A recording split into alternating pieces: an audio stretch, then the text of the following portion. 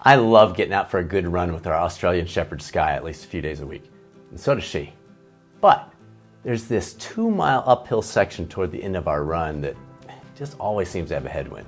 Now Skye does fine, but I can start dragging a bit and frankly feeling sorry for myself through that section, especially when that wind is whipping, which it always seems to be doing, until a few weeks ago. As I was complaining to Skye about the wind and the hills, she flashed that big Aussie smile and bounced her way through the snow nearby. And wait a minute, she's running up the same hill, into the same wind, but she's filled with joy. She's loving it. What if I mimicked her approach? So the next time out, we looked forward with anticipation, at least we pretended to in this section. Now, I get it, Skye looks forward to everything, but it was a new mindset for me. We referenced the wind as this 20-mile-an-hour breeze and focused on smooth form as we sliced through that wind and at least pretended to glide up the hill.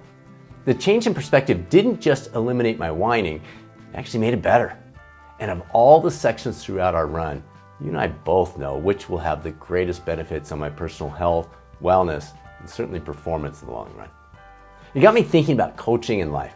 There are likely things that we have on our daily or weekly to-do list that feels like we're going uphill into the wind. Stuff we drag ourselves through because we have to, but that's about as good as it gets. In your business, maybe it's reaching out to that potential client, or contacting an event organizer about giving a speech, or any number of other things. Uphill into the wind. How would Skye look at those tasks?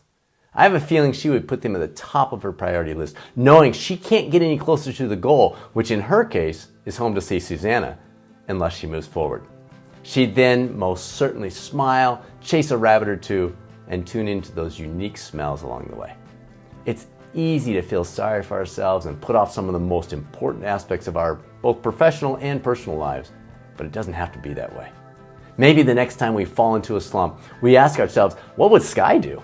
Then smile, move forward, and start changing the world. Are you ready to be a catalyst? Let's do this.